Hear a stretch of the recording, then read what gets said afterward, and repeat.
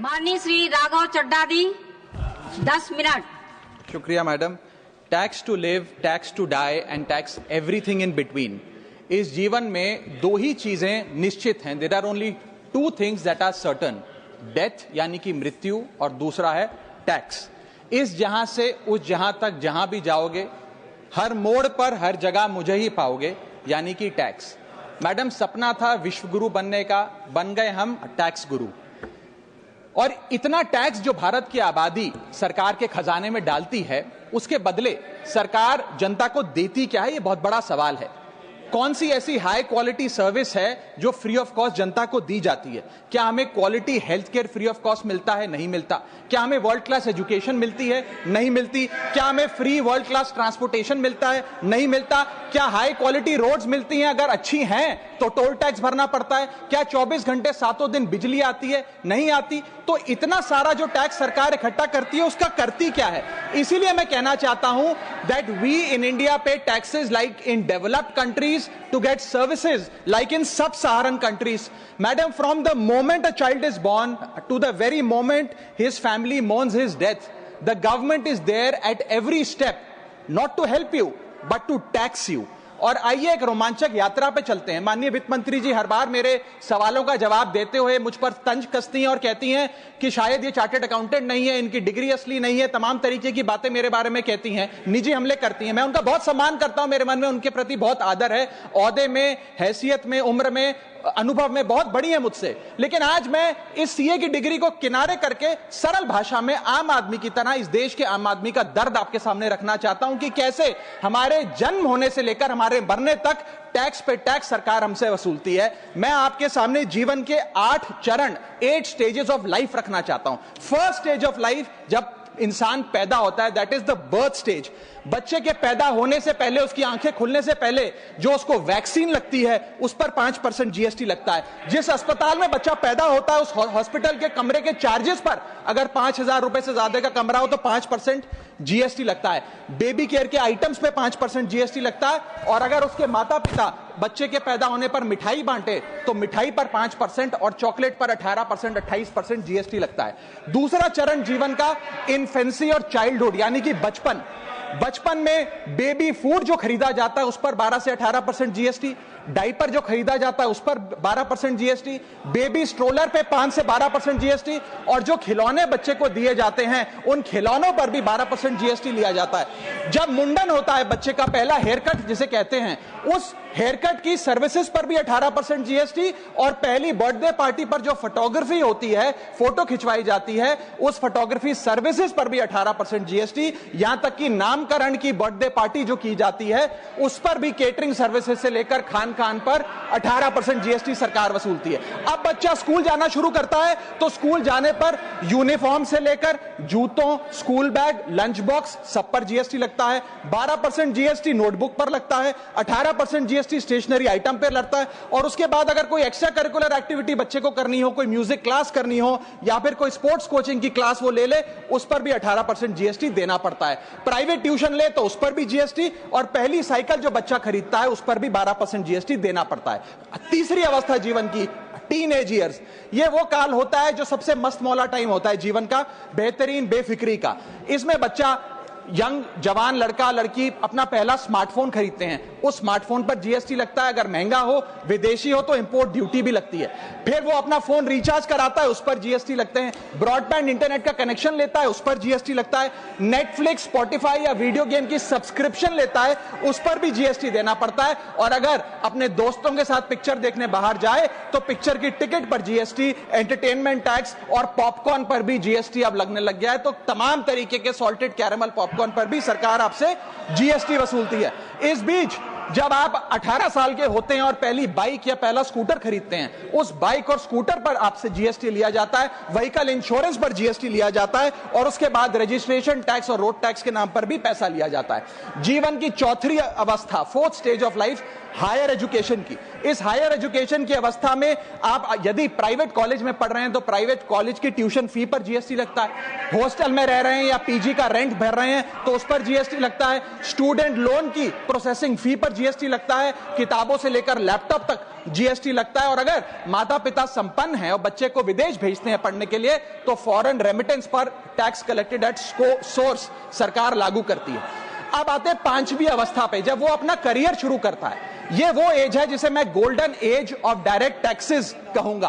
अब ये direct tax के जंजाल में आदमी फंस जाता है इस उम्र में, जब उसकी पहली नौकरी लगती है। तो नौकरी में आमदनी अनुसार उसके स्लैब रेट के हिसाब से उस पर टीडीएस पहले काटा जाता है, मानो जेब काटी जा रही हो, और फिर इनकम टैक्स वसूला जाता है। जब पहली बार उसको पगार मिलती है, वेतन मिलता है, वो माता पिता या दोस्तों को बाहर खाने पे ले जाता है, पिक्चर दिखाने ले जाता है, उस खाने के बिल पर भी सरकार जीएसटी वसूलती है। और जैसे जैसे उसकी सैलरी बढ़ती है वैसे वैसे स्लैब अनुसार उससे इनकम टैक्स वसूला जाता है। इसके बाद आज वर्क फ्रॉम होम का कल्चर चल रहा है, तो वर्क फ्रॉम होम में इंटरनेट बिल्स हो, ब्रीफकेस हो, लैपटॉप हो, इन सारी चीजों की खरीद पर सरकार जीएसटी लेती है। और अगर आप ये पैसा निवेश करें, इस निवेश करने पर आप कोई भी फाइनेंशियल इंस्ट्रूमेंट खरीदें तो सिक्योरिटी ट्रांजैक्शन टैक्स के नाम पर, मैडम मेरा समय जा रहा है, कोई फाइनेंशियल इंस्ट्रूमेंट खरीदे तो फाइनेंशियल इंस्ट्रूमेंट की खरीद पर सिक्योरिटी ट्रांजैक्शन टैक्स, उसकी ब्रोकरेज पर जीएसटी और फाइनेंशियल एडवाइजरी पर जीएसटी। और जब आप ये फाइनेंशियल इंस्ट्रूमेंट बेचते हैं तो उसके मुनाफे पर सरकार आपसे कैपिटल गेन टैक्स वसूलती है। यहां तक कि हेल्थ इंश्योरेंस और लाइफ इंश्योरेंस प्रीमियम्स पर भी सरकार आपसे जीएसटी लेती है। इसी सरकार के मंत्री माननीय गडकरी जी भी सरकार से यही गुजारिश कर रहे हैं कि इंश्योरेंस प्रीमियम पे कम से कम जीएसटी हटा दिया जाए। इसके बाद इंसान अपने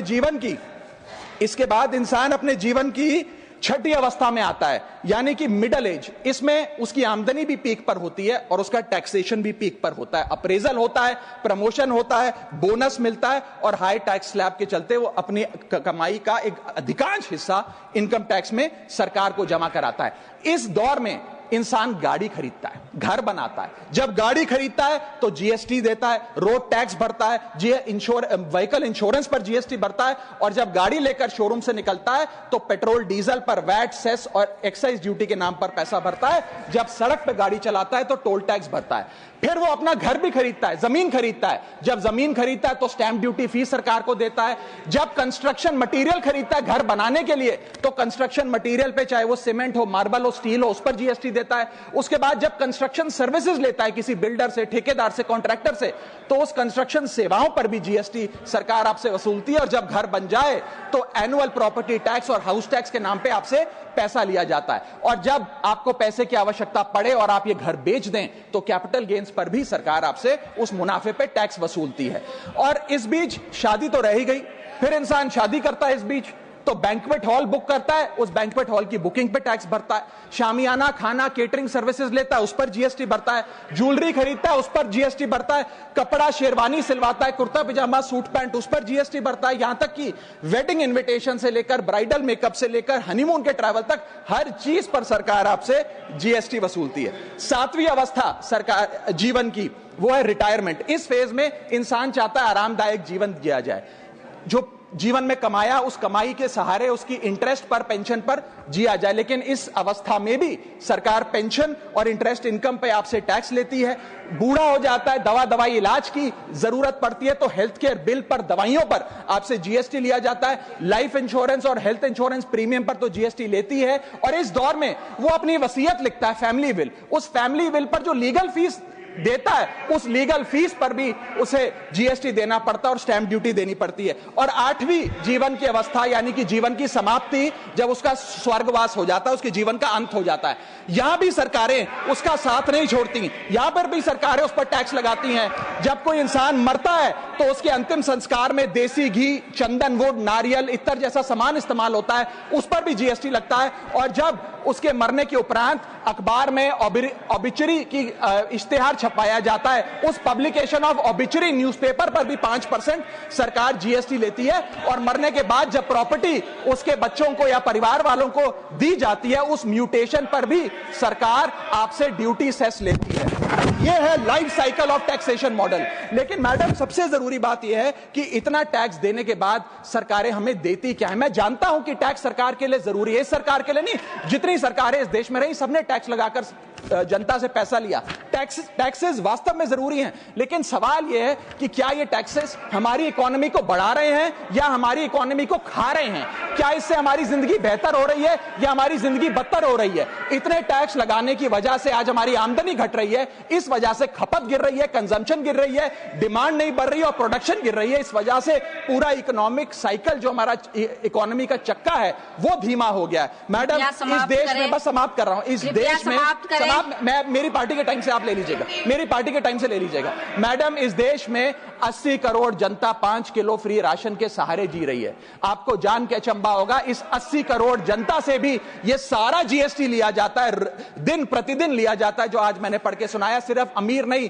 गरीब से गरीब आदमी भी जीएसटी देता है। और अंत में मैं बस इतना ही कहना चाहूंगा कि क्योंकि इतना टैक्स लगा लगाकर सरकारें जनता का खून चूसती हैं, उस वजह से आज एफएमसीजी की सेल्स घट रही हैं, एफएमसीजी के स्टॉक गिर रहे हैं, कंजम्पशन डाउन हो रही है, नई गाड़ियों की सेल श्रिंक कर रही है, तमाम तरीके की जितनी भी न्यू परचेजेस होती हैं उस पे मंदी देखी जा रही है। सरकार को जीएसटी कम करना चाहिए, कम करेंगे तो जनता की जेब में पैसा आएगा तो मांग बढ़ेगी, खपत बढ़ेगी और इकोनॉमी का चक्का चलेगा। आपका समय समाप्त। बहुत बहुत शुक्रिया।